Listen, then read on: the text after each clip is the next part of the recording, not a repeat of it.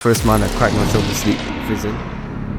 What was the defining moment when you realized you needed to change your life? I don't think there ever was a defining moment for me because of computer hacking. 2 years that I spent in Chamni prison, I don't regret anything. It's part of journey that God wants me to go through. I thought I was going to be in prison for 44 years. I was never going to see my family again. I couldn't forgive myself and I don't give them a better life if I come out. So I told myself, I'm going to do a $15 million business. The world is full of noise, but only a few voices cut through it, because they don't just talk about success, they show you how to live it. Fast, smart, real. This is more than a podcast. It's your next evolution. Welcome to the Legacy Show.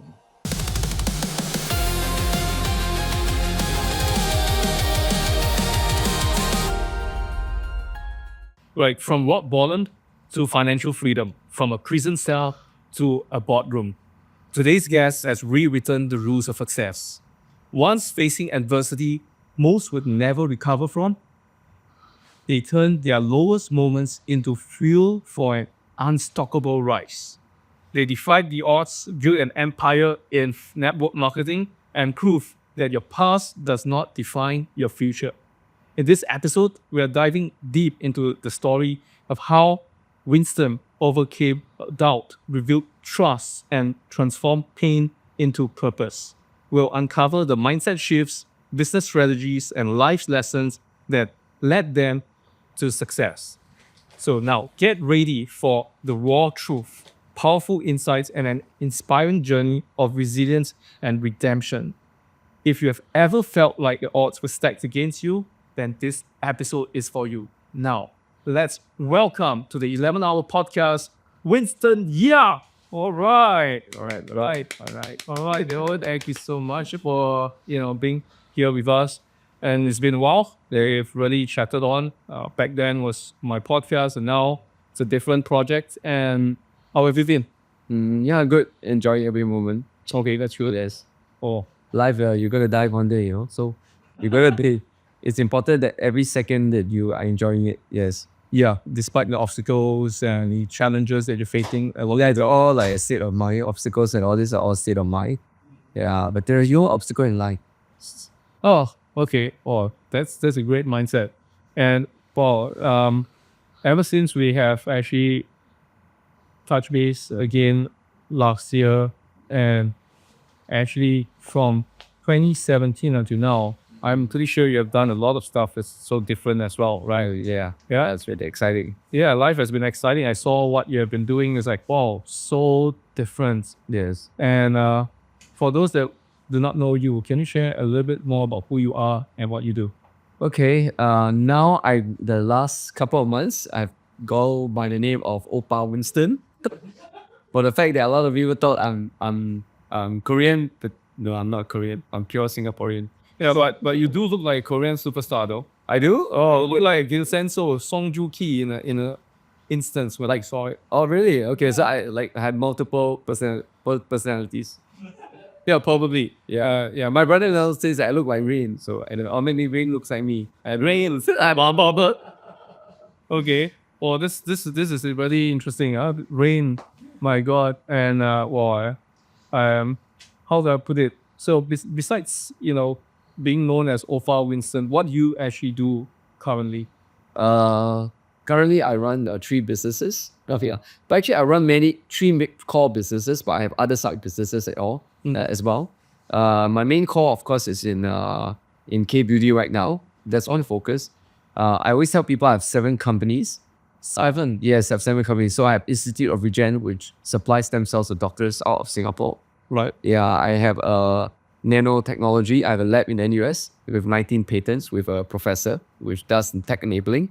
I have a SkillFuture course company that teaches AI, sales coaching, leadership coaching, TikTok marketing, and other social media for SkillFuture courses. And then I also have a hrlunchtalk.com, which is actually a HR events for lunchtime, just for MNC companies to kind of help the staff bond while elevating them in either their financial knowledge or other areas, relationship, programs. And then so I've do many other stuff as well. It's like now I will have project with Binance Lab. So now we have this Binance has released a Coral app phone that's multi-chain, and they have airdrops just like Solana, right? Oh. That's happening right now. So there's a lot going on right now in my life. Apart from that, of course, I homeschool my children. So all my children doesn't go to school. Right? I took them out of school. So I'm a father of 3 girls. Yeah. I'm born in the 70s, late 70s. Yeah. Well, you don't look like one and one. Yeah, thank you. You're born which when are you in 80s or 90s? I'm a 90s. 90s. Okay, yeah. I think I can be in the 90s then. Yeah, based on the way you look, man. Wow, you look so young. Yeah. Yeah. Thank you. Don't look like praise God. Yeah, praise God. You don't really look like, and father of 3. Yeah, right? So I always tell people, I joke that I got ADHD. That's why I'm in my hands and so many things. Yeah. It's like I'm quite an opportunist as well, Yeah, that's why I couldn't help myself. But this business I want to do. That business I always want to do, But the key thing right now, my 3 core business that I spend most of my time in is growing my K-Beauty brand. Yeah. The K-Beauty business, my crowdfunding platform. That actually helped me to fund my 3rd business is a co-working beauty wellness space. Oh, wow. Yes. Okay. So that's the 3 core. First on the side, I also help to broker crude oil and gas. Oh, wow. You really is a man of jack of all trades, man. Yeah. It's all things about like. It's also God's ways that through the connection that He has connected me with. Amen to that. Yeah. Amen to that. And Really well, but yeah. This is really amazing. And, going from hardship to success is really an incredible journey from, prison and all. And what was the defining moment when you realized you needed to change your life? I don't think there ever was a defining moment for me. Oh, really? I think it was always it's always defining or redefining all the time, I would say, rather than one defining moment. I didn't really have a defining moment. In prison for 2 years, every day is a defining moment. Yeah, especially I remember when your wife had to bring your kid over to visit you. Yeah. That was a really tough moment for you as well, right? Yeah. I think, do you want me to talk about our previous podcast thing? Do I need to repeat again for the rest of the people, or No, I don't think we will. We can talk. they can go back and will listen to your podcast, Yeah, I mean probably they can actually listen to it. Yeah. In the future. Yeah. So I think that 2 years that I spent in Chamni prison, because of computer hacking, I went in and it was under Computer Misuse Act, and that was when my wife just gave birth to my twin daughters, and so for 2 years of their life, I wasn't there for them.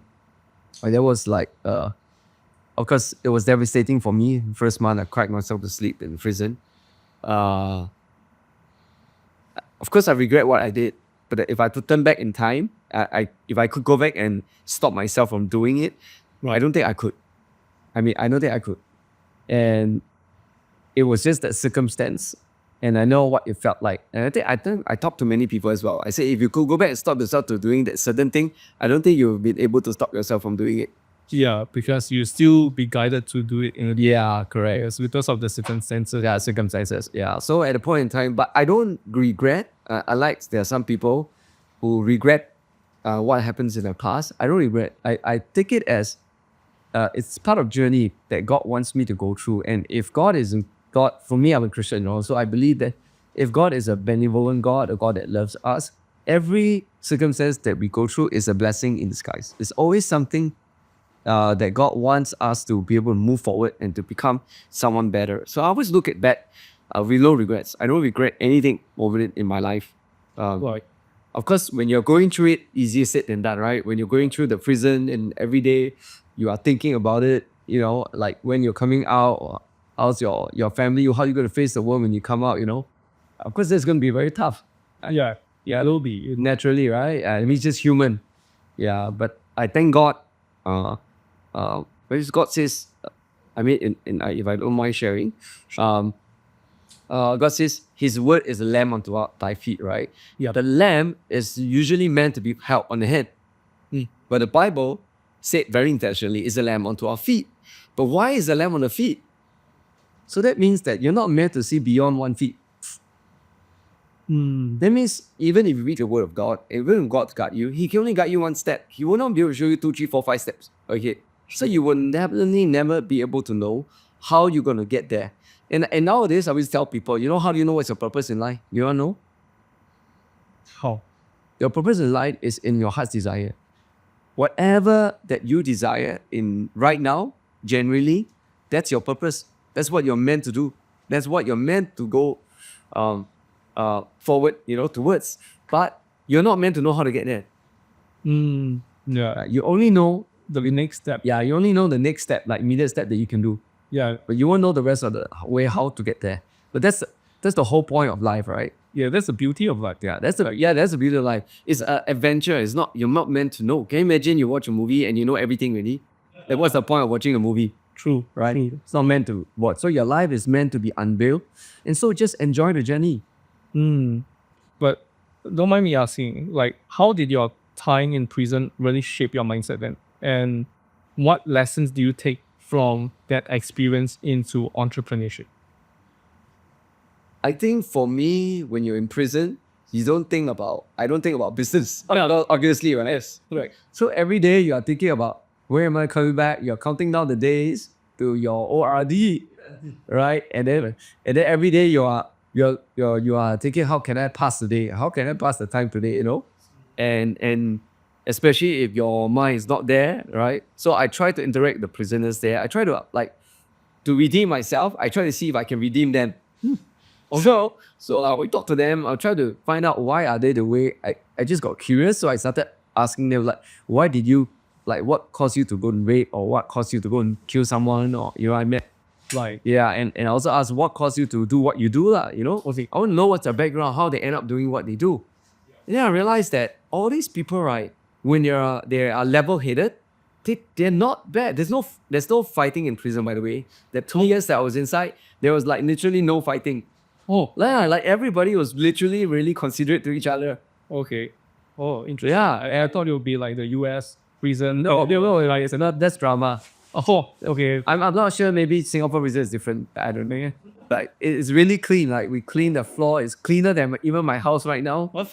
Yeah. Okay. We clean the cell every I think 3 times a day. We clean the cell, and we wash and mop, literally pour water all over the floor, Right. and then we wash manually. Like, we put a cloth and then we run across the room, and then run across and push all the water into the toilet area. Okay. Okay. Yeah, so it's really very manual. But I guess a lot of people say when you're there, of course, there's no time, right? Yeah. But there's also time that you feel happiness in prison. Oh. Yeah, it's not like sad every day. Oh. Okay. Like, that's what I found out myself. Okay. In prison, like example, like 6 months I was in the cell. I couldn't get a job. Like everybody wants to get a job. Also, when you get a job inside, it's a privilege to get a job. What kind of jobs are they? Like, they have cookie. Cookie are people who they clean the floor of the yard of the cell area, the outside area, where everybody gathers when they come out from the cell. And they also are the one that delivers food into the cell through below the door.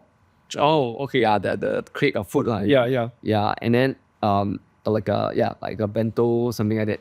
So there's also other jobs, like you can work as a cook, you can work as a laundry person, you can work as IT. So by the grace of God, I managed to work as an IT trainer inside. It's like, what? You can have an IT trainer inside? It's a yellow. This is my first time. Yeah, there's a yellow ribbon project. So they, instead of hiring external people who need clearance to get into prison, they get white collar prime people like me to teach Microsoft Office, to certify those that a lot of drug cases are not educated. At least they are given a WSQ cert, that they have some they learn something new in prison, so that when they come out, they actually have skills. Right. Because they've been so out of touch with the world for many years, some of them to a long sentence. So it really gave me a sense of fulfillment on what I'm doing inside. Like, I'm still contributing to the people in prison. And I talk to them, I try to encourage them. I realize that a lot of them are not level-headed. Most of them are never like want to kill people all the time or do all this kind of bad stuff. A lot of them are in the spur of a moment. Oh, Yeah, at the score of a moment. Like, have you ever been so angry before that you said things that you regret? definitely. Okay, or done things that you regret in the spur of a moment? Yep. Now, the degree in which every one of us has a button that can push us to a point of no return. Or there's such thing as a emotion push to a point of no return. So some of them inside did stop because emotions was pushed to the point of no return. Okay. Yeah. So that's also the reason why a lot of people would like want to commit suicide and things like that, because it's just emotionally just could not take it, and some of them will trigger to do bad stuff. Yeah. Yeah. So, So but when they are normal, they're just normal human being. Most of the time, they're just very kind and nice people. okay, I see. And then Winston, many people will let a setback like prison define them. Yeah. So how did you reframe that chapter of your life into a stepping stone for success? I guess for me, the greatest heartache for me when I was in prison is my family. Nothing about my family. I mean, my 2 kids, I don't get to be with them for the first 2 years of their life, and my wife single-handedly have to take care of the 2 of them. Babies, parents, you have babies, right? Taking care is already an issue. I mean, you're taking twin babies, So for me, I couldn't forgive myself if I come out and I don't give them a better life. I don't make a huge comeback for them, not for me, for them, so that I could forgive myself. I don't know, that's how I perceive it. So I told myself, okay, when I come to prison, right, I'm going to build, I don't know why a figure came to me, it's like, I'm going to do a $50 million business. But of course, eventually it did more than 200 million. But Wow. but I was just thinking, I'm going to make a comeback when I come out from prison, and but also I think the first thing that really gave me the breakthrough was not prison.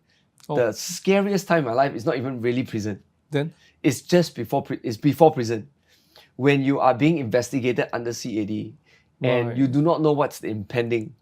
So when I was under investigation, I kind of hacked a website that's linked to ClickBank. So if anybody's in internet marketing, you'll probably know about ClickBank. Okay. And I was charged 44 charges.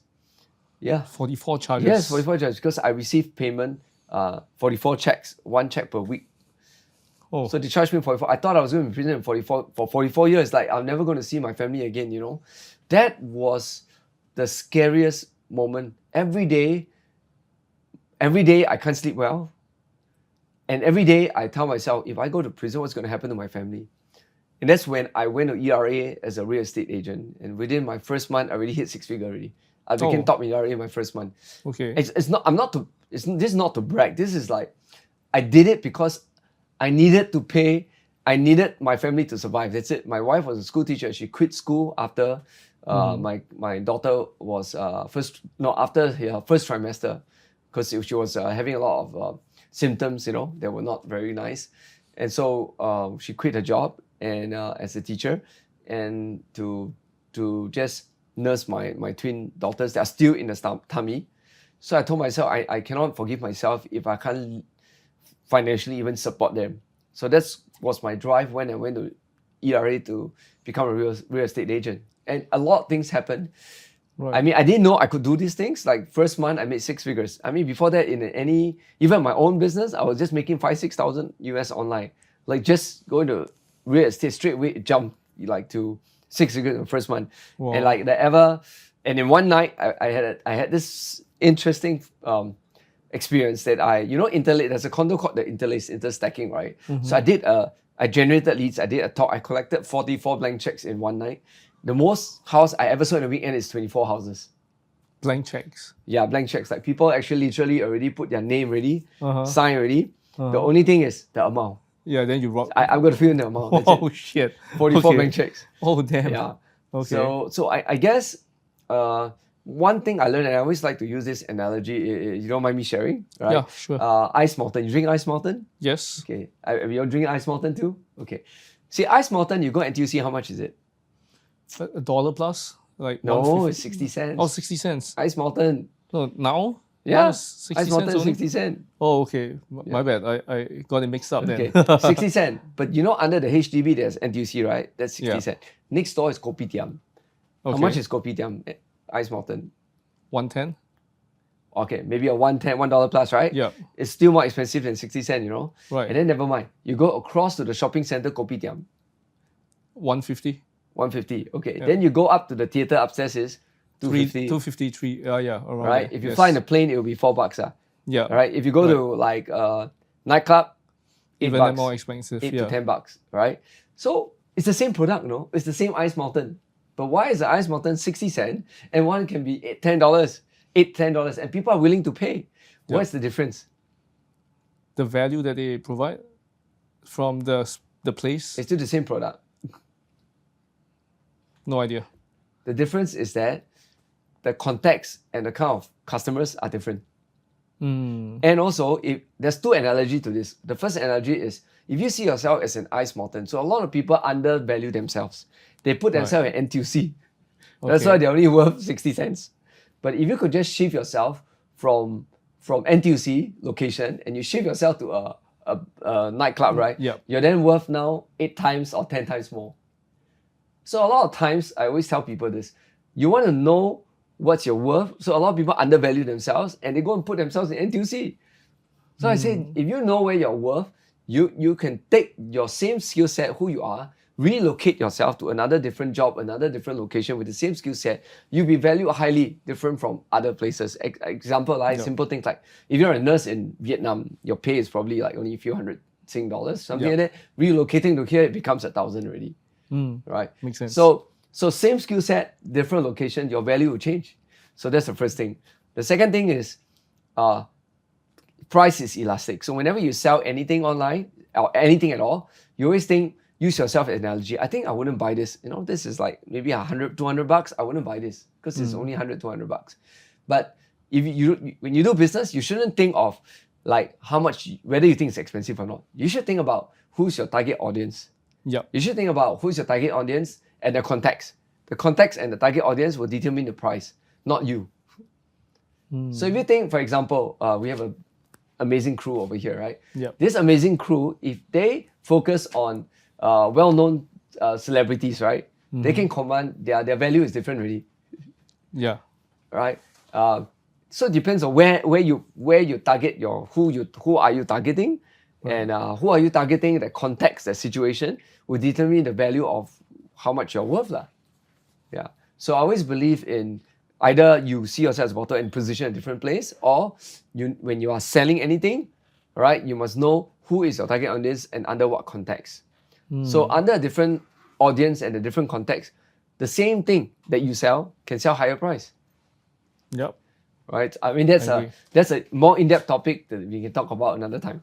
Yeah, that's a different topic altogether. Yeah, But- sure. But this is a really good analogy. Like, when you are looking at yourself as Ice Mountain Yes. in the nightclub versus Ice Mountain in NTUC, Yes. that will bring you another level of thinking. Yeah. Yes. Yeah, in a way where you can position yourself much higher Yes. and you can command higher fee. Yes, of course. And of course, And not naturally, just- the people are happily paying for the $8. Yeah, correct. Because they want to enjoy that atmosphere, the Yes. environment Yes. from there, and Yeah. then they don't mind paying that. Yes. When they are actually paying a few $100s to few $1,000s Yes. for other things combined with your Ice correct. Mountain. Yes. Right? Yes. Understand. Wow, that's amazing. And I would like to ask you, right, Winston, what internal battles did you have to overcome to truly believe in yourself again after hitting rock bottom?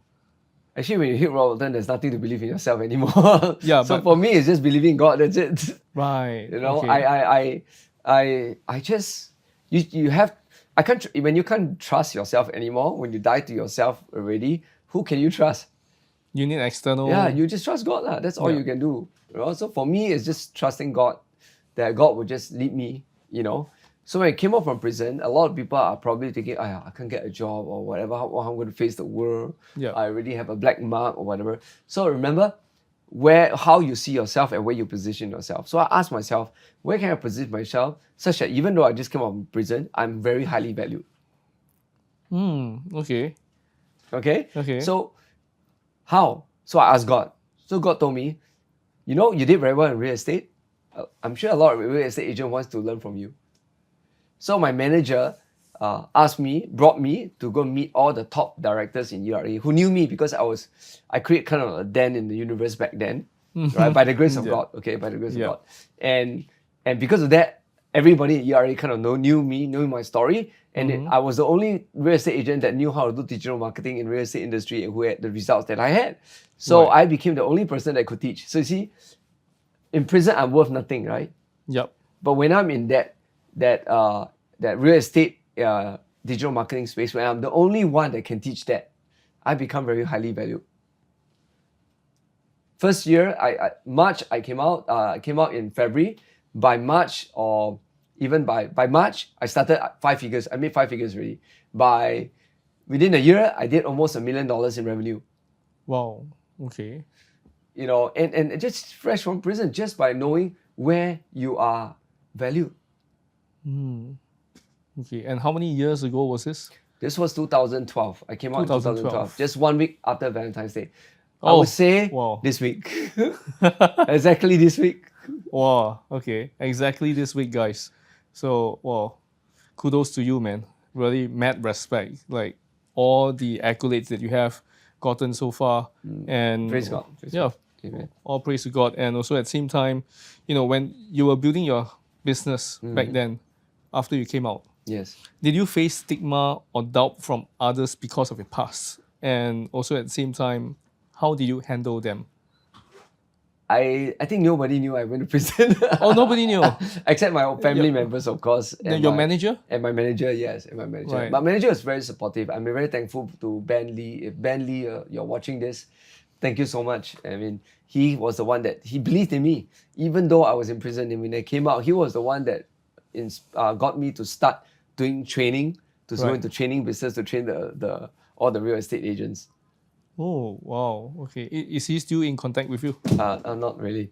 Okay, you got excited? Yeah. Well, our camera crew got so excited that, you know, he dropped things, huh? Okay, but jokes aside, wow. So, which is good. I mean, like, till now, you're still in contact with him. And, I mean, Ben, if you're listening to this, all thanks to you. Without you, he wouldn't be around. He wouldn't be here talking to me. And we wouldn't be talking in my podcast as well, my previous podcast as well. But, you know, it's... But more importantly, I think it's not just he believed in me, my wife also believed in me. Oh, yeah. Yes. 2 beautiful daughters as well. 3 now. Yeah. Well, I mean, like, you know, she believed in you, so she gave you the third one, yeah? Yeah. Yeah, so that's why. No, because 2 years, I missed the growing up the 2 years. So I asked for the third one so that I can experience what it was like, you know? Yeah. Right. Okay. Wow.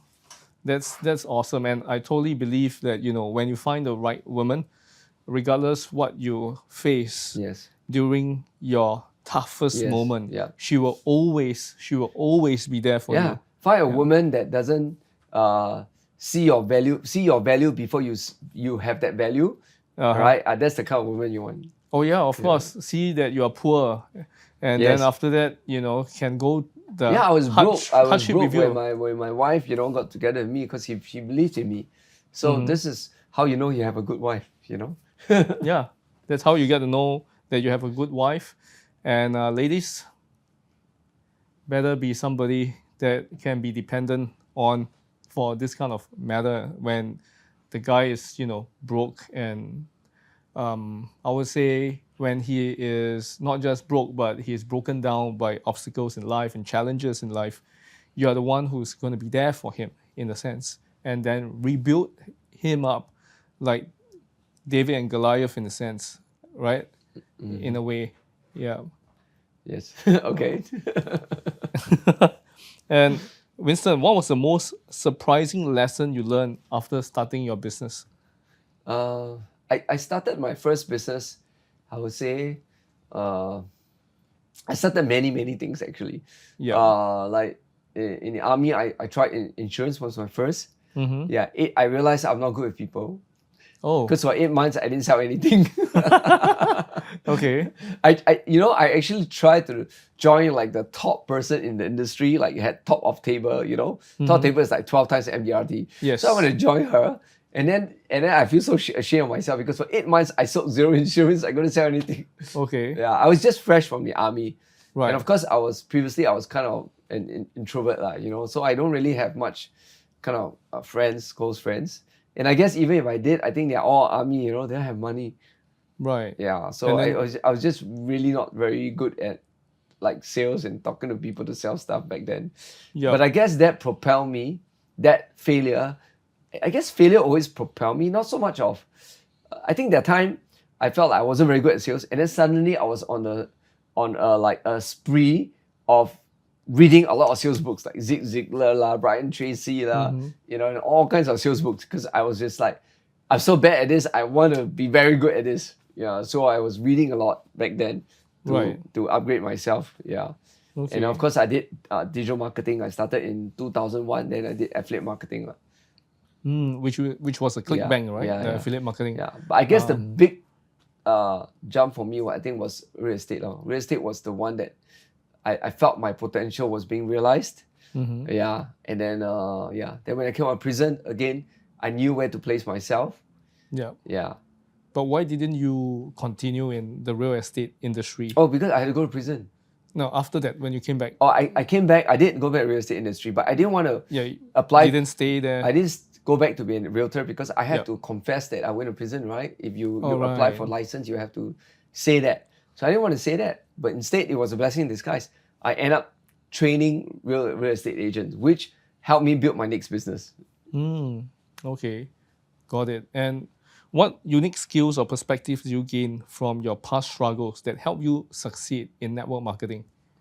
I'm actually anti-network marketing, to be honest. Oh, really? Yeah, because my mom did network marketing business before. And- of course, she ended up stocking products until the products expire. Oh, okay. Yeah, that was back in the 1999, I think, when she joined New Skin, something New like that. Skin, Yeah, okay, yeah. understand. I mean, she was very excited back then, and things like that. But then after that, I had friends who asked me out, to catch up, right? And then I always felt like I was being ambushed because, catch up, right? Then they bring somebody else to come and talk to me about another network marketing business. So that's why I was always very, I would say, skeptical. Yeah, but what actually changed my mind, which is something that I think you guys are probably going to be you're probably curious about, right? Yep. Is what changed my mind, right? Correct. Was in 2014, 13, when I was doing when I was actually teaching real estate agents on online marketing. I actually tried Shopify and FBA. I actually tried to OEM my own products and then to sell my own supplements. I mean, think about it. Do you have to spend money to travel? Yeah. You have to spend money to go to the trade fair, to go and spend time and money to go and find the right product. And then after you have to do OEM, you have to do design, you have to spend money for that. Spend money on building the website. Yep. Right? You spend money on doing the marketing.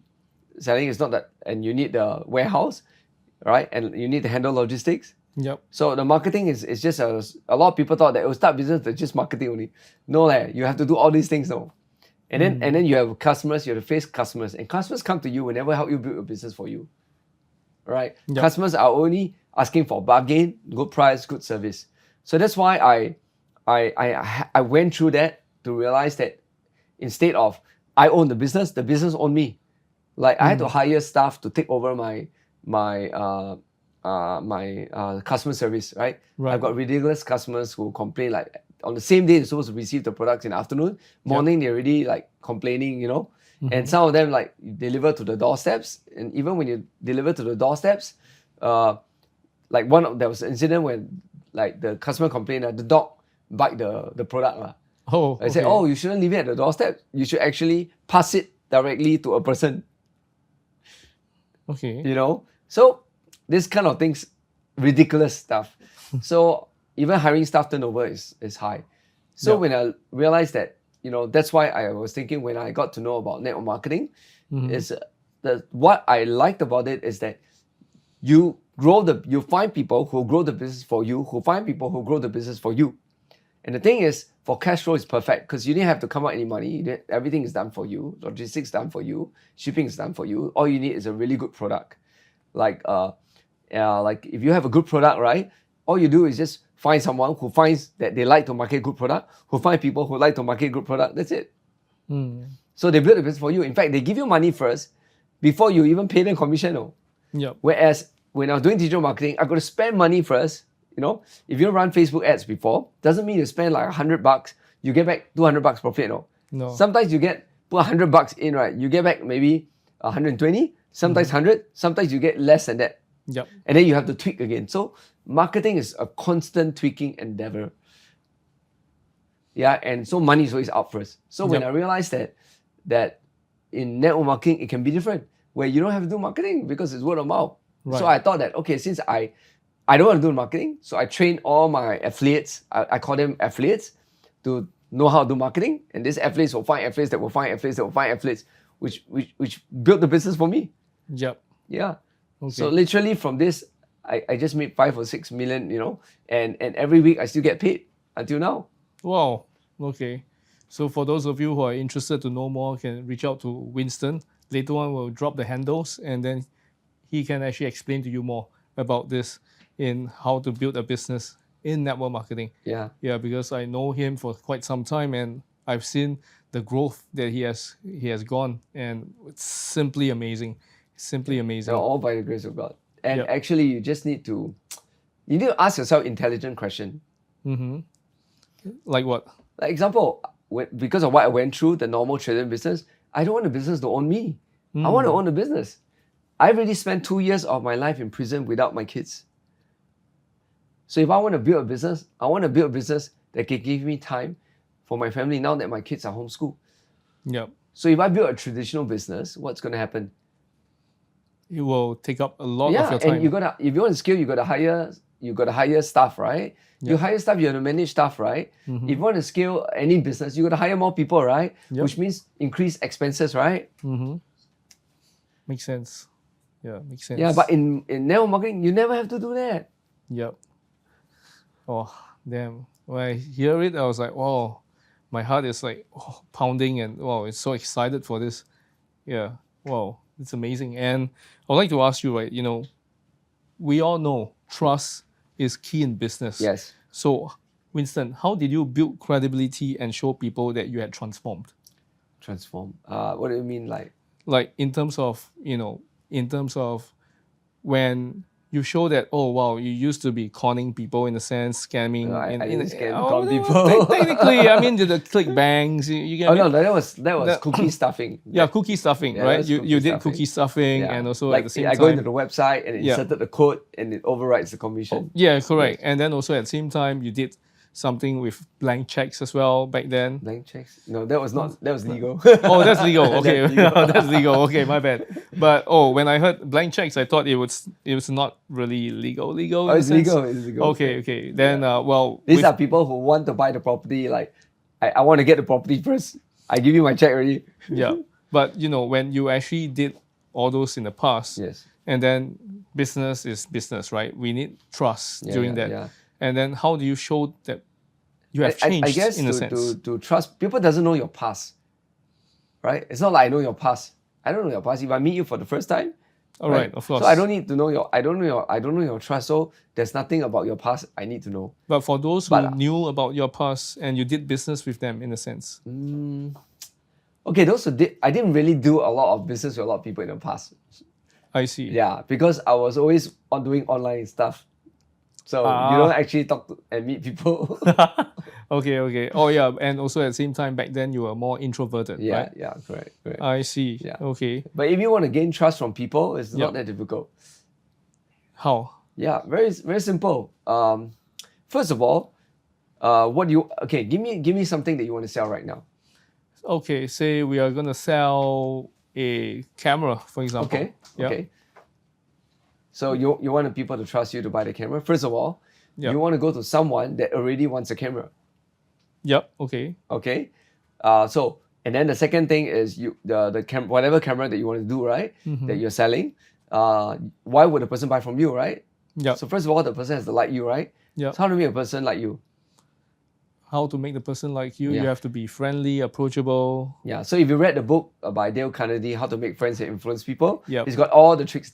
It's not really tricks. It's got all the stuff there that's just common sense. Yep. Just being a friend. I mean, if you're a friend to people, then you'll have friends. Yeah. Yeah, makes being a sense. friend means that you want to see how else you can help them, you know? Mm-hmm. How else you want to see them. When you want to see people thrive, you want to see people succeed, Mm-hmm. you know, then you have people trust you because you want them to succeed. Yeah. Yeah. So Okay. like example, a camera. Okay, I'll tell you this. Let's say you want a person to appreciate you. So I always tell you this. If you get people appreciate you, you appreciate. Makes sense. Okay, correct or not? So Correct. how do you, like example, if I want to sell this bottle, how do I help people appreciate this wine? This whiskey, right? Yeah, whiskey. How do I let people appreciate this whiskey? By letting them taste it, letting them Okay. know that this is of an good brand. Yes, And okay. also of an So for age. someone, first of all, I have to make sure the person drinks whiskey. Oh yeah. Okay, do you like to drink whiskey? Yeah. Okay. I do. So if to help you appreciate this whiskey, I'll tell you this whiskey, where is it made? Where is it from? Yeah. You know, I make you smell it, right? And tell you what do you smell inside. Can you smell this? Can you smell that? It's oak wood. You know, it's from where, which country? You know, it's been bottled by who, what it's been in whatever award competition or whatever, right? When I tell you all these things, it helps you to appreciate the wine even more. Yeah. Therefore, the price, the perceived value appreciates. Same likewise, if you want to sell your camera, you want a camera to appreciate. Same thing, you talk about what's so good about this camera. Like teach them to use the camera. Show them, pass it to them and say, hey, try this shot with this camera. And then you try this and you see what is the difference that you get, you know, the effect, you know, let them experience it. Yeah. Yeah, and Understood. telling them, well, you see, you switch to this mode, you know, can you try this? You try to shoot, yeah, try. You see, there's a difference, right? Between this camera and using a phone camera or something like that, you know. It helps them to appreciate the camera more. Yeah. And because you are Makes the one sense. helping them teaching them that, then of course they appreciate you even more. Yep. So if you want to sell your whisperer course or whatever, right? Whatever, okay? Yeah, yeah. That you want to sell. So how do you get people to appreciate that? By letting them know who I've talked to, been Okay. with, how I managed to do certain things Yes. and something, and also wanting to know whether these people want to learn about this from me or not. Yeah. right? So In a first of sense. all, they must want to learn from. They Correct. must be interested in a topic first. That's always the first thing. Yep. Yeah. So a lot of times, a lot of people say, Winston, you're very good at convincing. No, I don't convince people. I don't like to convince people. Like I hate convincing people.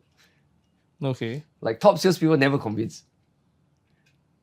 They attract, They qualify. qualify. Okay.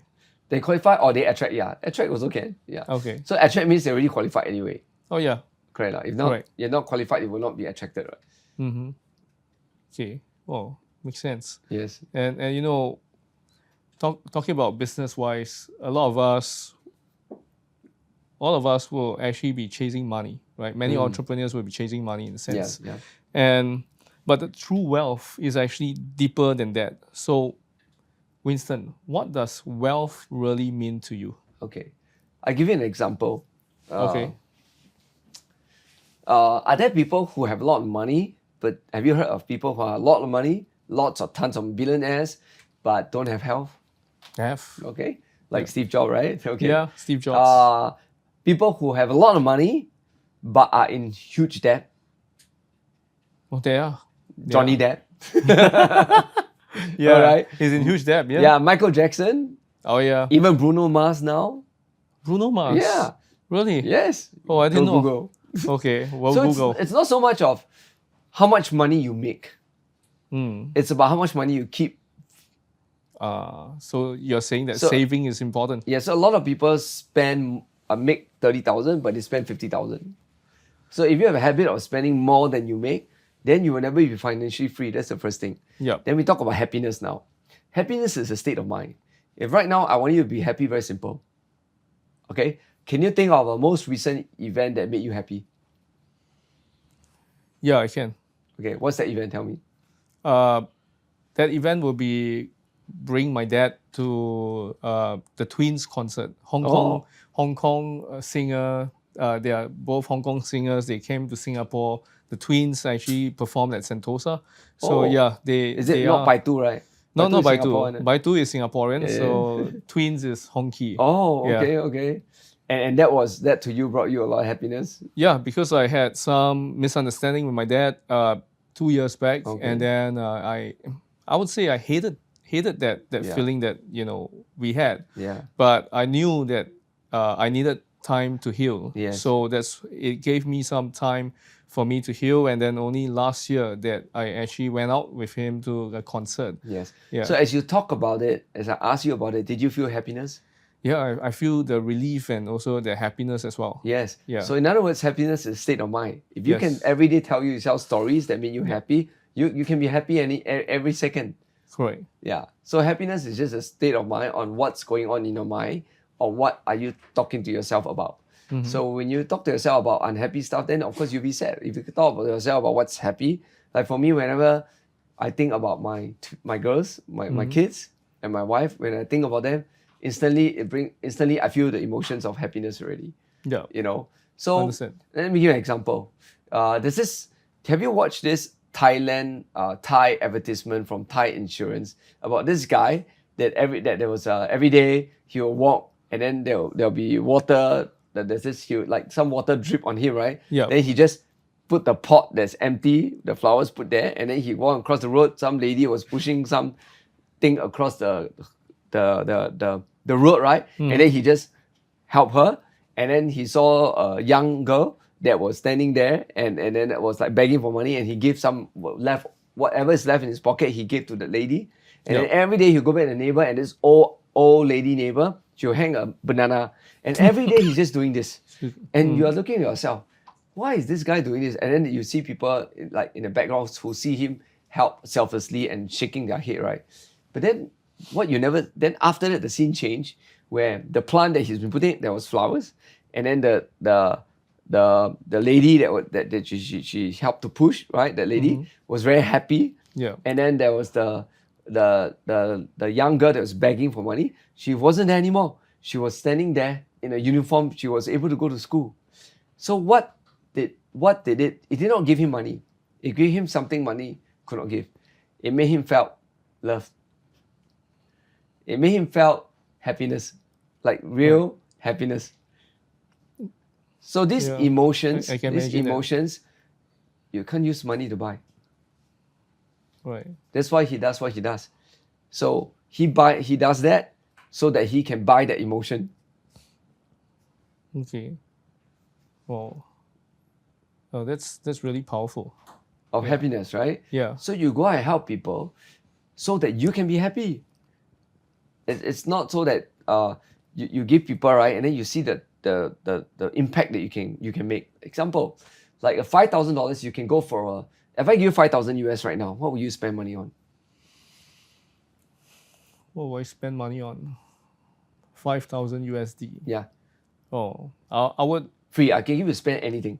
Yeah, definitely. I would buy my parents a ticket, to probably Thailand or something. Okay. Yeah, let I them like you. enjoy. I like you to try this. Are you go to Thailand? Okay, go to Thailand and go to the orphanages. Take this. You can bring 100 of this. Actually, you can bring 200 of these kids and bring them 5,000. Can bring them to like a theme park. Okay. Yeah. Okay, do that, and then you will see, and then you will realize that was worth way more than you giving your parents to go there. You will see the impact that you can make. Right. So a lot of times when we make a lot of money, I always ask myself, I'm going to spend this amount here and go for a Europe holiday. Do you know that Europe holiday is spent is for you to exchange for happiness? But did you know that if you take that Euro holidays, there's other places that you can spend that can give you even more happiness? True. Makes sense. Oh, this is a really great perspective. Yeah. Yeah. Oh, this is a really great perspective. Man. Wow, this is really powerful. So for those of you who are tuning in, try this out, and I believe you will actually be way more happier. Yeah, Then- join us, then- make a yeah. difference. Like whatever money that we made, instead of reward, just try to change. It's not shortchanging yourself, basically. You're still getting happiness, Yep. but you're going to get a lot more happiness. If you try to experience taking the same amount of money and go to a orphanage, just go to the orphanage and just create an excursion for the kids and to bring them to somewhere that they've never been before. And then you can see what it's Yeah. like. I mean, I can imagine myself being the kid. Yes. I will enjoy it even more. I'll be so grateful, and this will be a part of my memory. Yes. And it'll Yeah. be so priceless than your Europe trip. True. And I understand that you have actually led so many thousands of people be it in Jeunesse, be it in RIMAN, and so many other places that you have, right? Can you share with us, like, how do you lead and inspire others who might be struggling with their own setbacks? I think the first thing is to help them see that a setback is not a setback. Then what is that? There is no such thing as, it's a way of reframing. So if you say it's a setback, you're right. If you say it's not a setback, you're also right. Oh, Yeah, there's this story about I always like to tell this story about the monk, right? This monk sees two people quarreling, husband and wife quarreling, and then the monk comes and the monk sees them, and then the monk's like, better siam, no trouble, I don't want to handle trouble. And then the monk, one of the couple came run after the monk and say, the lady came after the monk, I want you to do justice, Then she tells him what happened and everything, and then the monk was listening, and then after the monk listened already, right? And then the monk says, after the monk listened already, so the girl says, so what do you think? Then the monk said, I think you're right. Then she's so happy. Then she went back and talked to the husband and said, see, I told you, the monk says I'm right. She's happy, all right? Then the husband now, and then after the monk quickly go with the two other followers, say, let's quickly go. Then the husband chased after him because he feel that he need to do justice also. So he went to talk to the monk and tell him all his life, what happened and everything, And then the monk, after listening, he was, okay, I think you're right. Then he went back very happy in his heart, right? He don't want to talk to the wife already, but he knows that in his heart, he feels that he's right. He feels happy. Now the husband and wife are happy because they both feel they're right. Yeah. Then the two followers are not happy already. The two followers are asking the monk, they said, you don't follow you anymore. Then they say, Okay. oh, you don't follow me anymore? He said, yeah, because you're confusing. You can't tell black from white. You say this is right, but you say this person also right. So who is right? Then the monk says, you know what? You're right. Well, everyone's right now. Everyone's right. The reason why everyone's right, because everyone is judging relative to themselves. When you're judging relative to yourself, right, you're right. You're always right. So relative to someone, for example, for me, when I see relative to myself, I see that every setback is for me to learn. Yep. It's for me to learn what I need, what I don't need to, I shouldn't do again, right? It's for me to learn how I can actually move ahead. I can help, how I can improve myself. It's not meant to hold me back. It's not meant to pull me back. So I never wallow in. I used to do that in the past. Wallow in self-pity, like, I'm in a like bad situation. I'm not as good as other people. And by the way, we shouldn't compare with each other also. Yeah. Everyone is completely unique. Our DNA is completely unique. So there is no way you should even compare with anybody. Yeah. And there's a saying that goes, right? 人比人气死人. 对, yeah. Right? So if you want to have good relationship, never compare. Yeah. Right? So when I tell myself, when someone has a setback, the first thing I ask the person is, do you want to have a comeback? If the person says, I don't want to have a comeback, that's okay. Let them process. Some people need to process their emotion. They need to process. A lot of artists do that. I learned this, okay? I learned this, that a lot of artists need to process their emotions. They like to go through feeling down. Feeling down. Okay. Yeah, before they feel up. They want to go through that ride. Yeah, actually, I believe not just them, but a lot of us we'll always want to go through that downward cycle first before we can come back up in a sense, right? Not me, not my Not you. personality, not my personality. I don't Oh. like to stay down too long. For me, I Okay. like to within 1 next second, I want to get up already. I'm like, Oh, if I'm that's feeling fast. down right now, Uh-huh. the first thing I tell myself is this: if you're gonna die, are you gonna feel this way in the next 15 minutes? If you're gonna die in 15 minutes, and by the way, death is certain for every one of you. Just so you remember, Yeah. you're all gonna die. So Yeah. who even the person you're trying to impress, he's gonna die. Oh yeah, of course. Right? So if you're gonna die, everybody's gonna die. So what's the point of feeling down? I mean, this common sense not really common, right? So you should tell yourself, hey, let's move on. Right? If you had a bad quarrel, let's just move on already. Just move on and learn to let go. I mean, if you hold on the last 15 minutes of life feeling grudge against someone for 15 minutes before you go to heaven, before you die, that's like very miserable. The last 15 minutes, you want to feel miserable the last 15 minutes of Yes, your life? so miserable. No, Yeah. of course not, right? Yeah. So my perspective has always been like, if you're in a setback, it's okay. Just learn. It's okay. Right. Yeah, I always tell my kids when you get anything wrong in your exam, you didn't let's say 90, you lost 10 points, right? Oh, that 10, congratulations. The 10 points is for you to learn.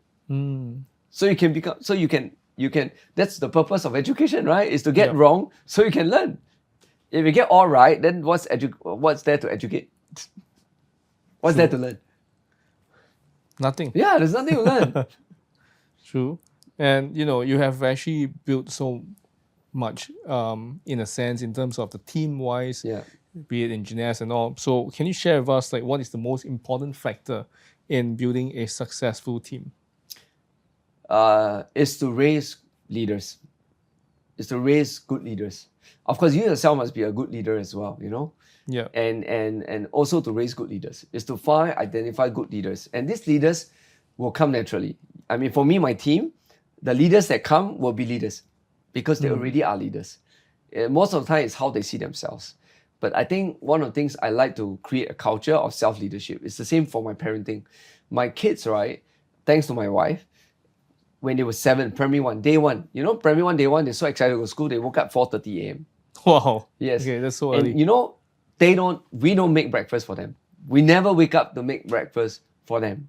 They make themselves? They make themselves. Since Wow. they were 7, they wake up, they set alarm, they wake up at 5 a.m., they dress themselves in the MGS school, Sailor Moon school uniform, and then they make their breakfast on their own, and then they go down. They only wake me up. My wife doesn't wake up. They only wake me up to bring them down to wait for the school bus. That's it. And then I come back up and sleep. That's been like that since day 1 for all my 3 girls. Wow. So I always believe in teaching people self-leadership, and empowering my team to believe in them, to believe in, you can do it, to believe in people. I think good leadership is very empowering because you believe in people. You Yeah. believe in them. Okay, I understand. Wow, that's really good. Yeah, you need to identify who's coachable as well before you actually. If they're know. coachable, they will be coachable. If they're not coachable, they will not be coachable. So it's not something like you can force and change people, to be coachable. I don't believe in changing people. I believe in inspiring people, in empowering people, but not convincing people, not trying to change people. Okay, I understand. And we mentioned about network marketing before, Yeah. right? That you were in this industry before, right? And I'm still in the industry. no, as in you were in it in terms of in gymnast, you were in that before, but Yes. then now you are actually in RIMAN in a sense, RIMAN, right? that's right, yeah. And also at the same time, I'm pretty sure there are so many people who have misconception about network marketing. Yes. So can you share with us what's the biggest misconception in network marketing, and how do you address it? Okay, let's talk about the elephant in the room first. Right? Okay. The big elephant in the room. Network marketing is people who join earlier. People who join earlier will always make more money than people at the bottom. Okay, that's not true, because in network marketing it all depends on your volume. So the person who joined early may not create as much volume as someone at the bottom who creates more volume. Okay. Yeah, when I say more volume, which means you have more direct team members. So example, I could join earlier. I only recruit 2 people. Right. But someone below me recruit like 100 people direct. Right. Now he builds a bigger team with his 100 people. Yep. In fact, my team is only 2 people team. He builds like a 10 people team or 100 people team. He gets paid more. Right. Yes. Okay. If you look at the compensation plan, okay. Another thing is about network marketing is a scam. Anybody heard before network marketing is a scam? Many. Yeah. Okay. Okay. Network marketing itself is not a scam, but network marketing can be used to scam. Yes. You can use network marketing to scam. Right. How do you use Ponzi scheme? You can use network marketing to promote Ponzi scheme. Yeah. Network marketing can be a scam because you can promote greed. You can promote products that doesn't work. Yeah. So that you can make money. It's because you can promote greed, right? You can promote people to people. You can get people to invest money in you in the investment scheme, and then later on that investment scheme will pay back you because someone else put their money in. So Ponzi scheme. So Ponzi scheme can be network marketing too. What? Yep. Network marketing is nothing more than to promote something through word of mouth. Yeah. You can promote scam through word of mouth. Can you? Yeah. You can. You can promote gossip through word of mouth. You can promote a lot of bad things through word of mouth. Right? Yeah. So for me, it's the thing about network marketing is usually very simple one. You have a product that's great. Ask yourself, if you have a product, would you buy that product? Would you think this is a good product at this price? Would you still buy, even if it was not network marketing? Yeah, we would. If you would, then that is a good network marketing company, network marketing product to market. Yeah, I mean, look at those items that you buy from FairPrice to Watsons and Guardian. Yeah. That's a form. Another thing that misconception people have is network marketing products are highly marked up. Oh, yes. Okay? So it's highly marked up. If you do your own research, you can probably do your research because right now, anyone can just go to Alibaba and check OEM supplement companies. If you sell supplement or skincare, can ask them, I want all these ingredients. You take the ingredients that you are selling, that you bought from a network marketing company, go to them and say, I want you to create this same supplement. How much does it cost? Straight away, you can know how much is the cost price already. So pertaining to that is true, but also not true. It's really depend because some of the company really mark up the price very high one. Okay, like really mark up the price very high. But there are some, they don't mark up very high. Right? But it's true through network marketing. Okay. Yes. So you gotta ask yourself, that product outside there, is there an equivalent product that is around the same price or cheaper? So if that equivalent product out there and this one is like 10 times more, right? Then you know this is highly marked up. So either the network marketing company person is very greedy, okay? Or because there can be sales, it's like any business, right? Yeah. You can highly mark up a business and overcharge people also can, right? Correct. Now. Are there con men in construction industry? Yeah, of Yeah, course. plenty. Yeah, a Right? lot. So it's not the business model that's a scam. It's the company and the person that's doing it that can make it a scam. Right. Okay. Well, understand. So for those of you who always thought that network marketing is a scam, here is your proof that it's not really a scam, and also It can be a scam. It's not really a scam for now. I mean, in terms of like what our context wise, Okay. and of course, depending on whatever product or brand that you are working with, in a sense, and of course, you gotta do some research before you actually go and invest your time and money into that network marketing company as well, in a way. And I would like to ask you, we actually spoke a lot about your journey earlier on, right? That how you actually went from rags to riches in a sense. But I would like to ask you, I'm also curious, Winston, during that period of time, okay, was there ever a moment in your journey when you almost gave up? And what put you through? Besides your wife My and kids? your kids. Yeah. Besides my kids, Yes. I think there was nothing else already. Nothing else. No, you actually mentioned. I was already at my rock bottom, There was nothing else really except God, Yeah, correct. Except God. There's no one else except I cannot give up on my wife and my kids. I cannot bear that my burden now becomes their burden, that I burden them because of me. I couldn't bear it. Right. And I needed hope. And the only hope that one can have is if you believe in God. If you believe there is a God that looks after you, that loves you, that believes in you, even though how down you are, and that you believe that you can change. No matter how down you are, you can change. Right. I Yeah, agree. and your past doesn't have to determine your future. Yeah, you have to believe that. Like your past doesn't determine your future. Yeah. Well, because you can always create a new future. Yep. I agree. Like starting from when's the best time to create future? Now. Yeah. Yeah. This moment. Yeah. Nice. And Winston, how do you stay grounded and avoid falling into the same pitfalls that led to your past struggles? Struggles. For me, Yeah. what are my okay? I see it. You see, I've been so high and so positive that when you ask me to pass my past struggle, I have problem trying to remember my past struggles. Right. Besides So- going to the prison and all. Yeah. Okay, like comparing myself to other people. I used to compare. I used to be like, why am I not successful yet? Why is this person really successful, but I'm not successful yet? How did this person become successful? How come I'm not there yet? Or envy, jealousy. Right. Yeah, I experienced that. I mean, how many of you have ever experienced jealousy and envy before? Oh, great. Then Yeah. you're human. All right, we're human. So I'm not like this guy that did not experience all these things. I also experienced all these things, Right. right? But I think it was, if I could only say one thing, is only by the grace of God that I am what I am today, that I've journeyed to where I am today. Right. Because He's the one that instilled in me to think in a different way. He's the one that enlightened me. Because there's some people who go to prison, but never get enlightened. From prison coming out, they go downhill, you know. Yeah, there are people whose story is like that. Yeah. Yeah.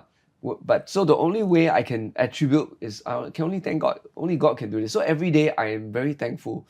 Every moment I'm very thankful, even for this opportunity to sit here with you and to share with everyone here. It's really to me, it's really a blessing. I mean, to me, it's a blessing. Like I get to do this. Right. Yeah. I'm also honored to have you here. Thank you. To speak with me as well. Yes. And to share with our audience your amazing, incredible story that you actually went rock bottom and how you came back up again. And I would like to ask you, what are some habits or routines that keep you focused and in a growth mindset every day? Okay, so I am someone from army days. When the first book I read was Rich Dad Poor Dad, I became very enthralled with personal development. Okay. Okay, so I read a lot of personal development, like all the Tony Robbins books. I've read it. Nothing wrong with that, good stuff. I 2007, I took a certification in NLP and Enneagram and hypnosis. Oh, wow. You know, so I'm very like into personal development, you know. Okay. About like, oh, you can do it, you know, go.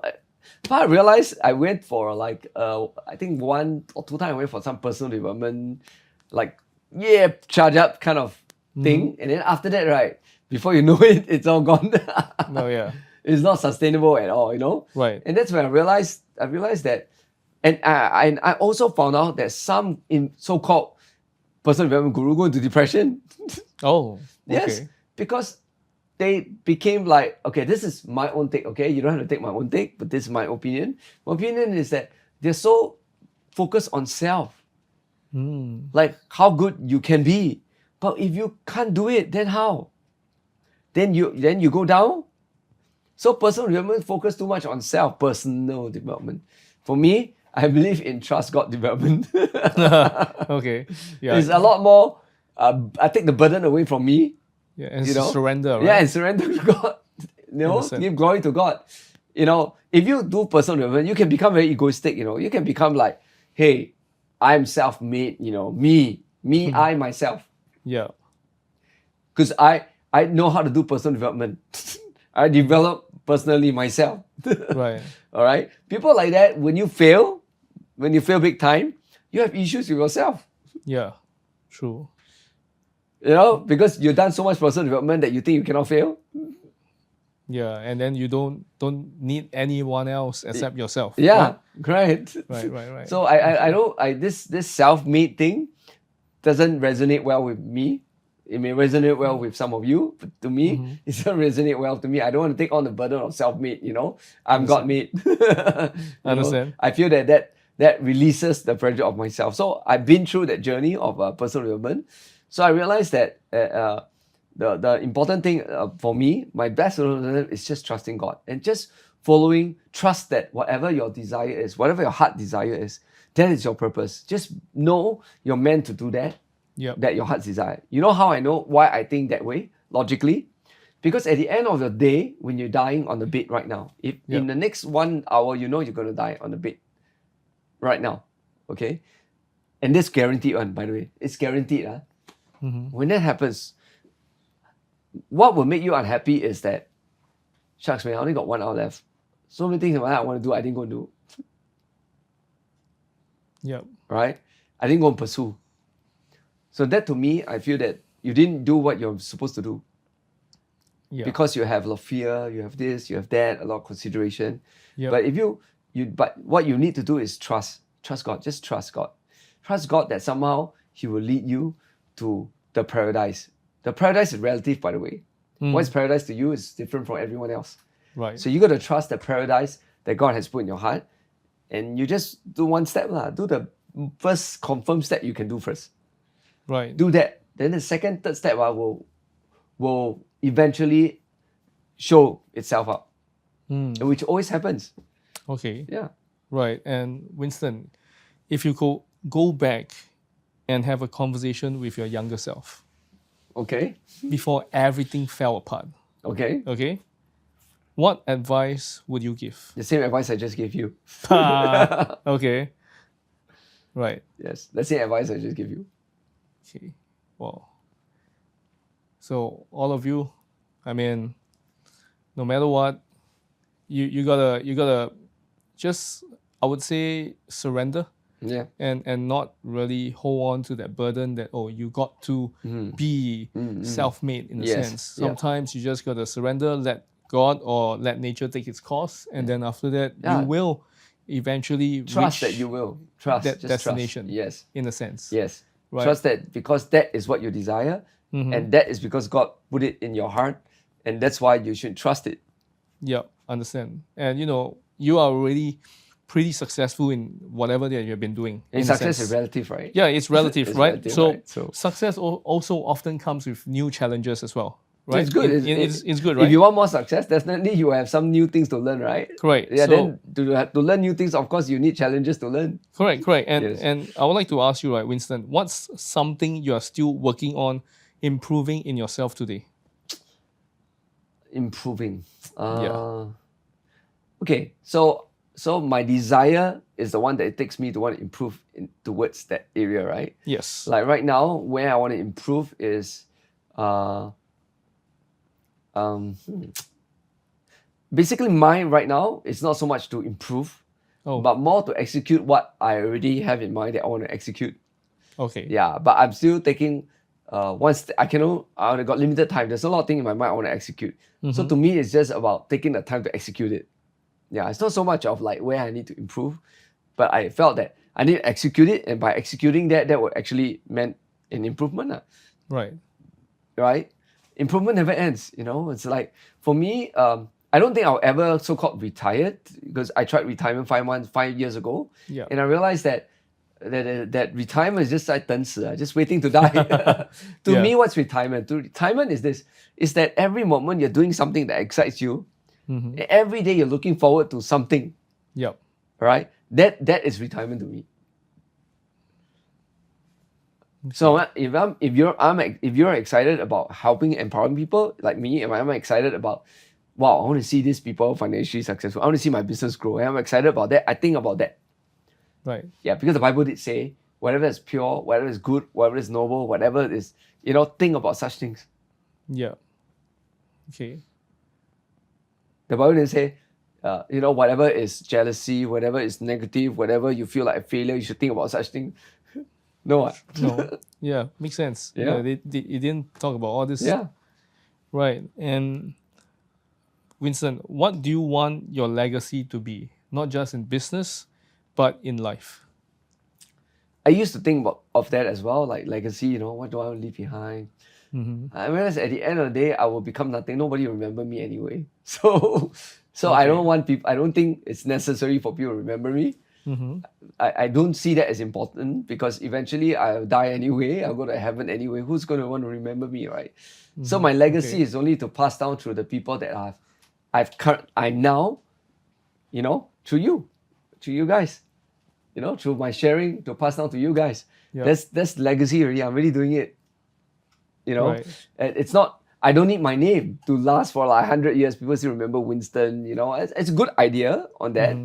But I'm not going to be around to enjoy that anyway. So I'm not going to be around to like say, yeah, you see my name, I'm in heaven, right? Looking down, right? And like say, hey, my name is still on. No, I feel so good. No, I don't think that, think that happens. Okay. Yeah. So to me, I don't think about like leaving a legacy, but I leave a legacy now. I don't leave a legacy like think into the future what I'm going to leave behind. I think about what I can leave behind now. Okay, got it. I understand. And we spoke about redemption as well earlier on. Your life is like a redemption in a sense, right? So how do you define redemption? And also at the same time, what does it mean to you personally? Okay, personally to me, redemption is like, the Bible talks about like confession. If you confess your sin, and that's like redemption, right? Yep. You know that you're wrong or whatever, that's redemption, right? To me, redemption is just, to me, it's like knowing that whatever mistakes, so redemption has always linked to mistakes that you make. Yes. Like you need to redeem yourself from the stuff. Yeah. But I've really come to realize that there's nothing for you to redeem. Right? Okay. There's no mistake. I mean, you made a mistake, just learn. It's learn and move on. There's nothing to redeem. There's nothing for you to like hold on to like, I need I need to do something to redeem myself. There's nothing you can redeem yourself. There's nothing there to redeem actually. Okay. You just, okay, I did something wrong, I learned, okay, let's move on. That's it. You learn and then you move so you don't repeat the same mistake. If you repeat the same mistake again, okay, I just need to learn. I mean, at the end of you're going to die, why would you want to hold on to like need to be redeemed? If you haven't been redeemed how?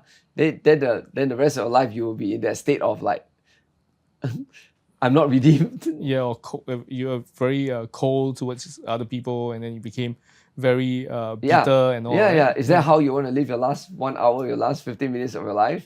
No, I wouldn't want that. Yeah, you wouldn't want to waste time on that, right? Yeah.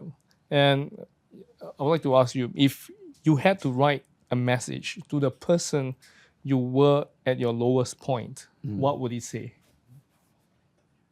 Just say one thing. Just trust him. Just trust God. Okay.